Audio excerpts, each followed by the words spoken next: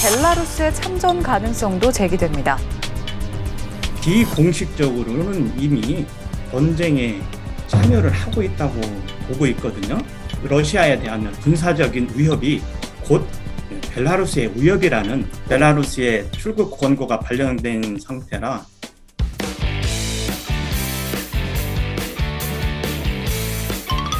저는 현재 벨라루스 경제연구소에서 선임연구원으로 재직 중이고요. 벨라루스의 출국 권고가 발령된 상태라 현재 잠시 한국에 머물고 있습니다. 1992년 8월 올해가 10주년이 되는 해이고요. 오랫동안 한국 경제에 관하여서 벨라루스에 알리는 그런 역할을 많이 좀 하고 있습니다. 지정학적으로 보면은 동쪽은 러시아, 서쪽은 폴란드, 남쪽은 우크라이나에 위치하고 있습니다. 매우 교통의 중심지라고 볼 수가 있거든요. 지도에서 보시면은 이렇게 보면은 거의 직선 형식으로 도로망이 형성이 되어 있고요. 그래서 서유럽에서 러시아로 진출하는 관문이 되고 있고, 또 반대로 러시아가 서유럽으로 진출하는 관문 역할을 하고 있어요.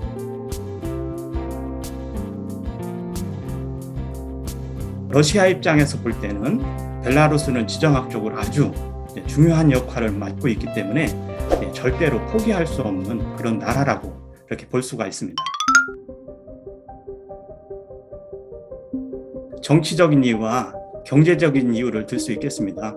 2020년 9월 그 대통령 선거 이후 부정선거라는 이유로 벨라루스 내에서 민주화 운동이 거세게 일어났거든요. 이때 현 루카셴코 대통령이 정치적인 심각한 위기까지 처한 상황이 발생하였습니다. 그런데 그때 러시아 푸틴 대통령이 전폭적인 지지를 해줬거든요. 그 전폭적인 지지를 등에 업고 정치적인 안정을 지금 현재는 이루고 있습니다. 이 푸틴 대통령에 대한 이러한 보답적인 그런 부분도 상당히 작용하고 있지 않는가. 벨라루스의 산업 구조가 러시아의 에너지 자원에 많이 의존하고 있거든요. 가스와 원유를 수입해서 가공하여서 유럽에 수출하는 이 정유 산업이 벨라루스 산업의 기반을 이루고 있습니다. 벨라루스의 수출에 있어서 러시아가 차지하는 비중이 건 70%가 넘는 상황이거든요.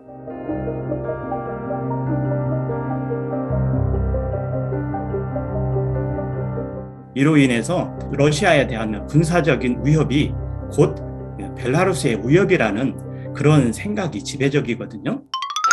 2월 27일에 벨라루스에서는 그 헌법 개정을 위한 국민투표가 있었거든요. 그 개헌안에는 벨라루스 영토를 비핵화하고 중립국가화를 목표로 한다. 이런 조항을 이번 국민투표를 통해서 삭제를 해버렸어요.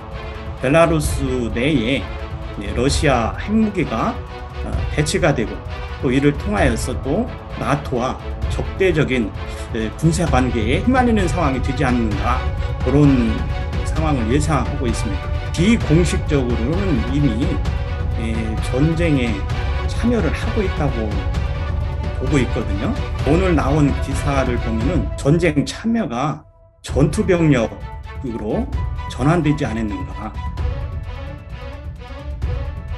이번 전쟁을 통해서 양국 간 안보와 군사적인 측면에서 이제 공동 운명체가 되어버리는 그런 상황이 형성되었다. 그렇게 볼 수가 있겠습니다.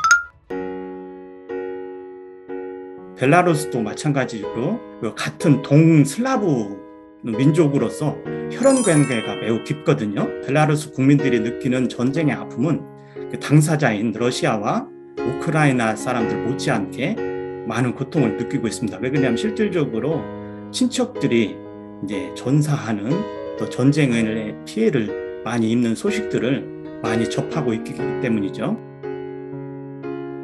근데 이제 실질적인 생활 가운데서는 그 벨라루스 루블이 러시아 루블과 연동되어 있거든요. 러시아뿐만 아니라 벨라루스 환율도 엄청나게 지금 급등한 상황에 있습니다. 정치적인 이유로 이미 벨라루스는 장기간 미국과 서유럽 중심의 그 경제 제재를 받고 있었거든요. 그런데 이번 전쟁으로 말미암아서 이 국제적인 제재 조치를 받게 되는 상황이 되었습니다. 벨라루스 국민들의 처한 현실이 그런 상황에 처해 있다고 보면 될 것 같습니다. 현재 벨라루스 교민 수는 약 한 50명 정도, 대부분 공관에 근무하시는 분들이 가장 많고요. 현재는 이제 비상 연락망을 통하여서 대사관에서 매일 안전 점검을 하고 있고요. 그 교민들의 어려움은 금융 제재로 인해서 한국에서 발행된 은행 카드 있지 않습니까?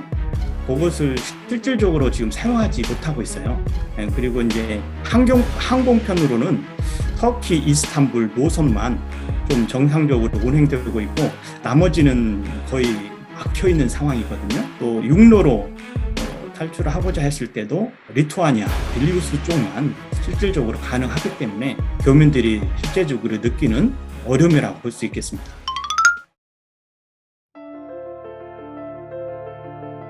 이번 전쟁에 관해서 참 벨라루스가 애매한 입장을 처하게 되었습니다. 그래서 오늘 기사도 봤는데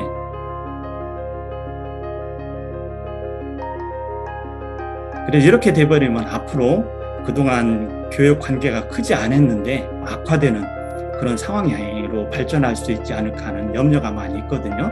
특히 올해가 30주년인데 코로나로 인해서 또 전쟁으로 말미암아서 실질적인 벨라루스와 한국과의 관계를 추진하기가 조금 힘든 상황에 처해 있습니다. 한국의 IT 산업이 많이 발달했고 추진하고 있는 상황이 아닙니까?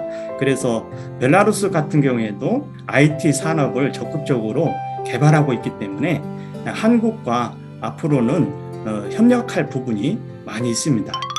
벨라루스 같은 경우에는 러시아의 긴밀한 관계로 말미암아서 실질적으로 나토와 국경을 맞대고 있는 그런 국가가 되어버렸습니다. 그래서 실질적인 전쟁의 위협이라는 것은 앞으로 상당히 증가될 것으로 예상이 되고 있는데요. 앞으로도 러시아의 군대가 주둔하게 되고 또 핵무기까지 배치가 된다 보면은 저희 벨라루스가 조금 힘들어지는 상황이 많이 발생할 것으로 생각이 되고요. 동슬라브 민족, 혈연의 관계가 깊이 맺어지고 있는데 이 전쟁으로 말미암아서 이제는 앞으로 서로가 협력하기는 힘들지 않을까 하는 벨라루스 국민들에게 있어서 가장 아픔으로 남지 않을까.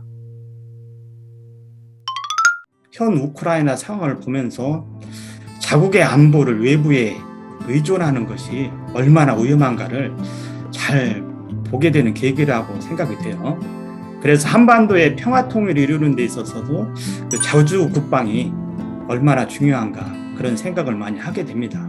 평화를 위한 튼튼한 국방력은 국가 안보에 매우 중요하다는 사실이 많은 분들이 이번 사태를 통하여서 공감하지 않으실까 그런 생각을 많이 하게 됩니다.